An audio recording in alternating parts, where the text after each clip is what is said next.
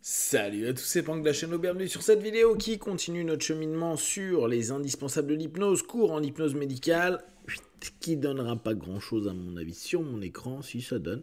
Donc c'est Brice qui a écrit ça, hein. C'est le cours 2, hypnose chez enfants et adultes. Vous pouvez trouver donc sur Amazon. Alors, tout comme le premier, il est vraiment intéressant. Je vous rappelle que ça revient des cours qu'on a pu avoir avec le DI. Donc, le Development Course in Medical Hypnosis. Je vous rappelle, hein, cet élément, je trouve, est important à prendre en compte. L'hypnose hellmanienne en tant que telle est une hypnose médicale. Son objectif, et on le revoit beaucoup dans cet ouvrage-là, c'est de travailler avant tout sur la gestion des douleurs, la gestion de l'analgésie et de l'anesthésie pour permettre aux médecins, pour permettre aux ORL, pour permettre aux personnes qui sont dans l'accompagnement médical de mieux accompagner dans les soins les personnes qui sont dans des peurs, dans des stress et surtout d'éviter un maximum la chimie.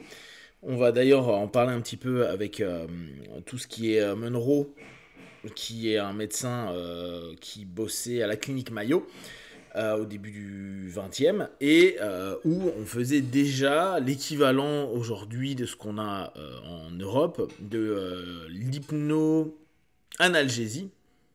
Non, ils appellent pas ça comme ça. Hypnosédation. Et il le faisait déjà au début du 20e. Donc, dans cet ouvrage-là, il y a induction par la poignée de main, bon, qui est un des grands classiques de la méthode. Les signes de l'hypnose, ça, c'est toujours intéressant à revoir, même si factuellement, avec le métier, on ne fait plus vraiment attention à ces signes-là. Il y a une espèce de je sais de la part du praticien. Et si vous êtes en plus quelqu'un qui utilise les pré-tests, vous avez l'ensemble des notions. Si vous faites la Hellman induction, vous avez également les différents niveaux qui sont testés. Donc, on n'a pas forcément besoin de revenir sur peut-être les yeux qui pleurent, etc., qui rougissent. Bref, mais c'est toujours intéressant, même si moi j'ai souvent été pas totalement d'accord sur les signes qui sont décrits. Le travail de l'autosuggestion, donc on arrive à l'auto-hypnose. Hein. Souvenez-vous, à cette période-là, on n'était pas forcément en train de parler d'hypnose. D'ailleurs, il le rappelle beaucoup et il le rappelle également dans le discours que faisait le docteur Munroe à l'époque. C'était d'éviter ce mot hypnose qui a plein de connotations. Alors imaginez, en 1950, c'était déjà compliqué. Alors au début du 20e, ça l'était encore plus.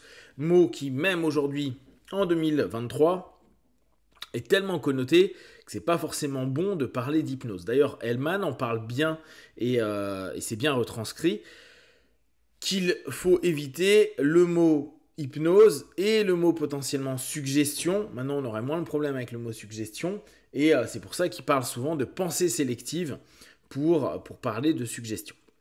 Donc quand il parle d'autosuggestion, c'est le travail en auto-hypnose. Exercice en auto-hypnose, anesthésie et petits doigts rigides, donc il y a un autre chapitre. L'hypnose avec les enfants. Donc, il est intéressant dans cet ouvrage-là parce que vu que c'est exactement le cours que donnait Dave, et en tout cas la sémantique qu'il utilisait, le gros point fort que vous lirez, c'est à quel point il y a de la précision et que Dave reprend constamment ses élèves à dire non, là il faut pas dire ça de cette façon-là, il faut que tu sois plus précis, il faut pas que tu mettes cette négation-là, il faut plutôt que tu l'orientes vers cette idée-là. Non, là tu parles à un enfant, là tu parles à un adulte, c'est pas comme ça qu'il faut faire, etc. Et vu qu'il prenait à chaque fois ses apprenants, il leur faisait faire l'exercice et il corrigeait la sémantique. On se rend compte à quel point, et ça vous le savez si vous faites de l'hypnose directe, on a besoin d'être précis. À l'inverse des copains de l'indirect ou de la tendance de Milton, qui va être plutôt de dire on va plutôt dans du non spécifique.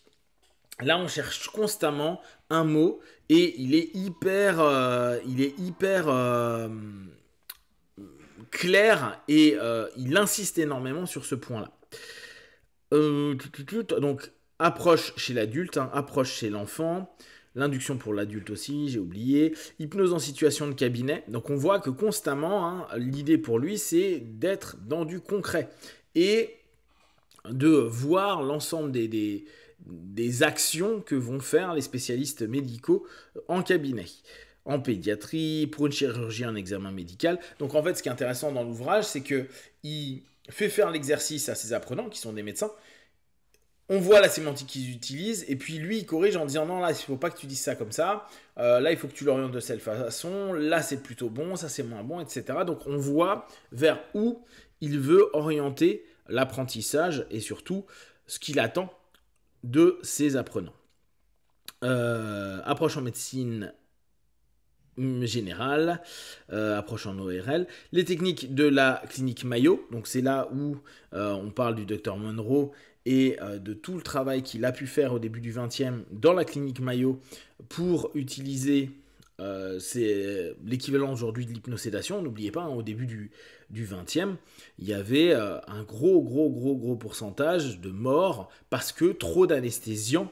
Et avec l'hypnose, ils ont pu réduire énormément pour qu'il y ait des, je crois, 17 000 opérations où il n'y a pas eu de mort et que ça a été fait avec ce mix entre un peu d'anesthésiant et de l'hypnose, chose qui à l'époque de Hellman, donc dans les années 50, il proposait parfois, et Hellman fait des retours d'expérience de certaines personnes qui ont exploité ce même principe d'exploitation qu'aujourd'hui on connaît un peu au niveau moins direct, mais avec tout le boulot qu'a fait de Framonville en Europe, et en tout cas dans la facette francophone.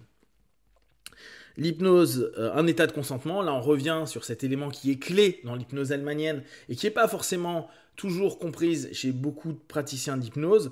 On n'est pas en train de s'opposer à, on n'est pas en train de valider des choses dans tous les sens. On veut absolument que le partenaire soit compliant, c'est-à-dire qu'il soit dans un état de consentement. Bon, après il montre des notions manière forte, manière douce, l'importance de la sémantique. Bon, il revient sur examen ORL, une séance chez le dentiste, donc le principe qu'il peut utiliser chez le dentiste, et toujours, on voit vraiment les étapes qu'il utilise. La pensée sélective et la transe, donc là, il revient sur l'importance de la suggestion, et comment on doit l'opérer, et à quel point cette information est hyper importante, notamment pour obtenir notre analgésie / anesthésie et donc permettre du confort pour les partenaires. L'induction pour le sale gosse, là j'aime bien parce que Brice a laissé la sémantique de l'époque, c'est-à-dire que quand il parle des enfants qui sont chiants, il parle de morveux, il parle de sale gosse, et aujourd'hui on dirait enfant difficile, etc.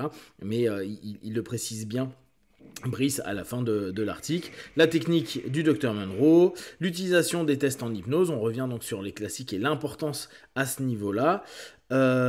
Technique de l'induction répétée, en fait c'est tout le travail de fractionnement, comment ça fonctionne, pourquoi, et on se rend compte à quel point le fractionnement est important. On sait même que le fractionnement est considéré comme le deepener, l'approfondissement le plus important, le plus utile et le plus puissant de l'hypnose de façon générale. L'attention du patient, bien sûr, comme on est dans un état de compliance, il faut vraiment cette notion d'attention. Encore de la sémantique, investigation en hypnoanalyse. Donc là, c'est pas particulièrement mis en avant dans cet ouvrage-là, mais l'hypnoanalyse, c'est vraiment le travail psychothérapeutique de l'hypnose hellmanienne. Donc il y a vraiment toute l'hypnose médicale et l'hypnose hypnothérapie, hypnose psychothérapeutique, c'est plutôt ce qu'on appelle hypnoanalyse. En France, on n'en parle pas trop. D'ailleurs, le mot hypnoanalyse avait été déposé par un médecin, mince, il a un nom indien, mais il a déposé carrément le nom, mais ça n'a rien à voir avec l'hypnoanalyse de Hellman. Et enfin, pouvoir de la suggestion, et à nouveau, il revient sur l'histoire du docteur Monroe. Petit ouvrage très sympa à lire, qui coûte pas cher, que vous pouvez facilement avoir donc sur Amazon. Et n'hésitez pas à découvrir les autres ouvrages que propose Brice, ça vous donne vraiment une vision et vraiment des éléments qui sont proposés par Dave Hellman, c'est lui-même qui les a dit pendant ses cours, donc là on est vraiment dans de la retranscription et traduit par Brice, donc c'est plutôt cool. Si vous avez des questions et des remarques, partagez sur Facebook, YouTube, j'y répondrai le plus rapidement possible, et comme d'habitude, de tout ce que je propose, ne prenez que ce qui est bon et juste pour vous, testez, observez, analysez et concluez. Be one, ciao.